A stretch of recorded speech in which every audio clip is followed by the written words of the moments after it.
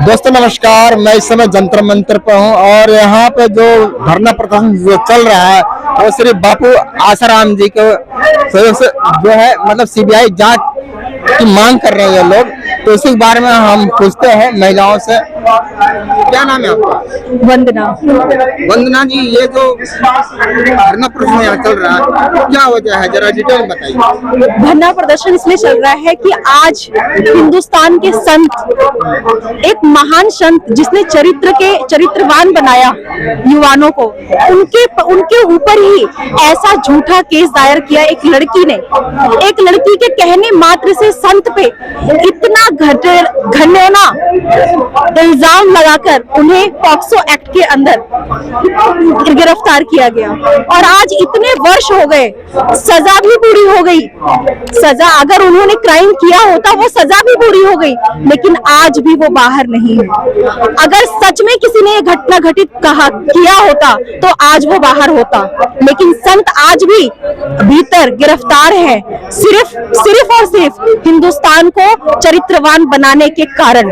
बस यही एक कारण है, यही एक वजह है। अरे जिन्होंने वैलेंटाइन डे की जगह पर मातृ पितृ पूजन दिवस मनाने के लिए हम सबको प्रेरित किया, पूरा विश्व आज माँ बाप की संवेदना से भर गया है। हम जन जन स्कूलों में जा जाके लोगों को ये सिखाते हैं कि हमारे गुरु ने हमें सिखाया है मातृ पितृ पूजन दिवस मनाओ, और उन्होंने इतना हमारा चरित्र उज्जवल किया है, हम लोगों को देते हैं, हमारी आंखें भर जाती हैं। स्कूल की प्रिंसिपल्स, टीचर्स, बच्चे सब भावुक हो जाते हैं।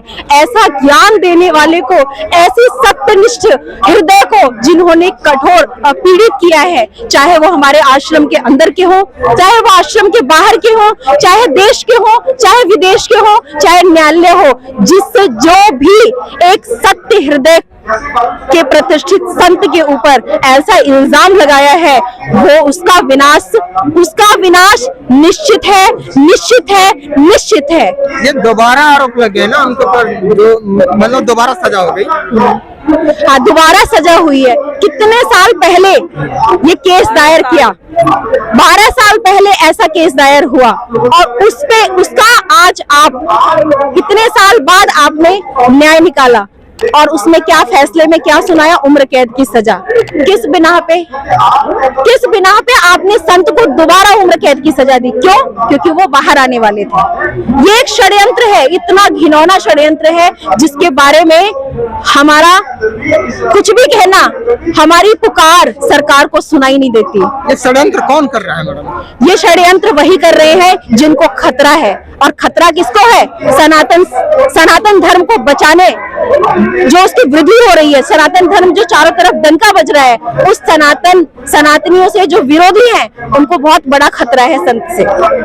इस समय जैसे विदेशों में भी मोदी जी का डंका बज रहा है, अगर वो चाहे तो सीबीआई जांच 1 मिनट में करा सकते हैं। हाँ, वो चाहे तो करा सकते हैं, लेकिन मोदी खुद हमारा साथ देने के लिए तैयार नहीं है। क्यों? क्योंकि सत्य आज अकेले खड़ा है और चकाचौंध ने लोगों की आंखों को भ्रमित कर दिया है, जकड़ लिया है। वो नहीं देखना चाहते कि सत्य क्या है। सत्य हमारी, वो भी एक लड़की थी जिसने इल्जाम लगाया, आज मैं भी एक लड़की हूँ। भारत की अनेक ऐसी लड़कियां आपके सामने खड़ी हो सकती है जो अपने गुरु को चरित्रवान करने के लिए साबित कर सकती है। हम बहुत साल रहे हैं उनके साथ, हमने बहुत सेवाएं करी हैं, हम अनेक जगह पे जाते हैं, लेकिन हर जगह हमने जो बोला है, कहा है, सुना है, हमारे शब्दों से लोग चरित्रवान होते हैं, तो वो तो हमारे भी गुरु हैं।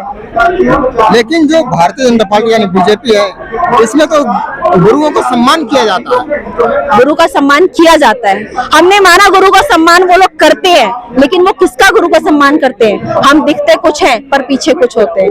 भगवा कपड़ा पहनने वाला हर कोई साधु नहीं होता है, हर कोई साधु नहीं होता है। उसका मानसिकता धर्म के प्रति कितनी है, उसकी मानसिकता उसके सनातन धर्म को बढ़ाने के लिए कितनी है, अग्रसर है, ये देखा जाता है। जो सत्य होता है, जिसके फॉलोवर सबसे ज्यादा होते हैं, जिसके सबसे ज्यादा तादाद में 425 आश्रम सिर्फ हमारे गुरुदेव के हैं, करोड़ों का जिनका मलकियत है, उन पे सबसे पहले वार होता ही है और होता रहे। क्यों? क्योंकि ये तो नियम है।